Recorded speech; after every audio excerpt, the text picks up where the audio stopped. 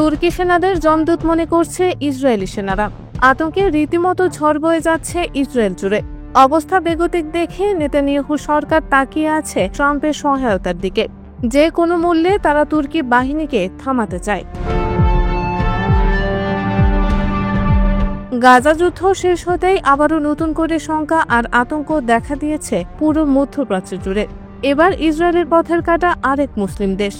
পুরো ইসরায়েল জুড়ে ছড়িয়ে পড়েছে চরম উত্তেজনা। যাদের ভয়ে কাঁপে পুরো মধ্যপ্রাচ্য, এবার তারাই কাঁপছে তুর্কি সেনাদের ভয়ে। গাজায় আন্তর্জাতিক শান্তিরক্ষী বাহিনী মোতায়েন নিয়েই ইসরায়েলের এত উদ্বেগ আর উৎকণ্ঠা। ডোনাল্ড ট্রাম্পের ২০ দফা শান্তি চুক্তি অনুযায়ী গাজায় নিরাপত্তা দেবে মুসলিম দেশগুলোর সমন্বয়ে গঠিত শান্তিরক্ষী বাহিনী। এতে তুরস্কের নাম শুনে রীতিমতো আতঙ্ক সৃষ্টি হয় ইসরায়েল মহলে। তাদের পরিষ্কার বার্তা, এই শান্তিরক্ষী বাহিনীতে কিছুতেই থাকবে না তুর্কি সেনা। তবে আঙ্কারা মনে করে গাজা যুদ্ধবিরতিতে তাদেরও অবদান রয়েছে, তাই তারা সেখানে শান্তি ও নিরাপত্তা রক্ষার দায়িত্ব পালন করতে চায়।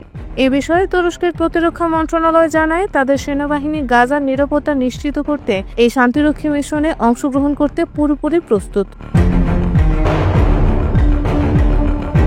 ইসরায়েল কোনোভাবেই চায় না গাজার মাটিতে তুর্কি সেনাদের পা পড়ুক। তারা মনে করে এখানে তুর্কি সেনাদের উপস্থিতি ঘটলে হুমকির মুখে পড়বে ইসরায়েলের জাতীয় নিরাপত্তা। তাদের চাওয়া মিশর, জর্ডান আর ইন্দোনেশিয়ার সেনাদের সমন্বয়ে এই শান্তিরক্ষী বাহিনী গঠিত হতে পারে।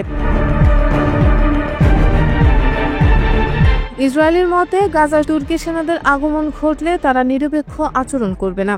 শুরু থেকেই তুর্কি প্রেসিডেন্ট রিসেপ তাইপ এরদোয়ান হামাসের প্রতি রাজনৈতিক ও আদর্শগতভাবে সমর্থন দিয়ে যাচ্ছে, যেখানে তিনি ইসরায়েলের গণহত্যার বড় প্রতিবাদকারী ছিলেন। এমনকি তুর্কি প্রেসিডেন্ট নেতানিয়াহুকে তুলনা করেন অ্যাডলফ হিটলারের সাথে। তবে নেতানিয়াহুর সবচাইতে বড় উদ্বেগের জায়গা হামাস ও ব্রাদারহুডকে নিয়ে।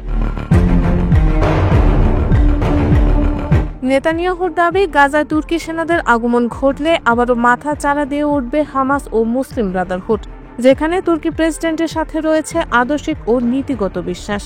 ইসরায়েলের মূল পরিকল্পনা হামাসকে পুরোপুরি নিরস্ত্রীকরণ ও নির্মূল করা।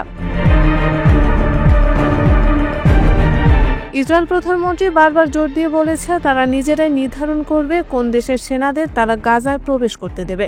তাদের চাওয়া, গাজার নিয়ন্ত্রণ ফিলিস্তিনি অথরিটির হাতে থাকুক। ইসরায়েলের সুরে একই সুর মিলিয়ে মার্কিন পররাষ্ট্রমন্ত্রী মার্কো রুবিও বলেন, শান্তিরক্ষী বাহিনীতে এমন দেশগুলো থাকবে যাদের বিষয়ে ইসরায়েল স্বস্তি বোধ করে।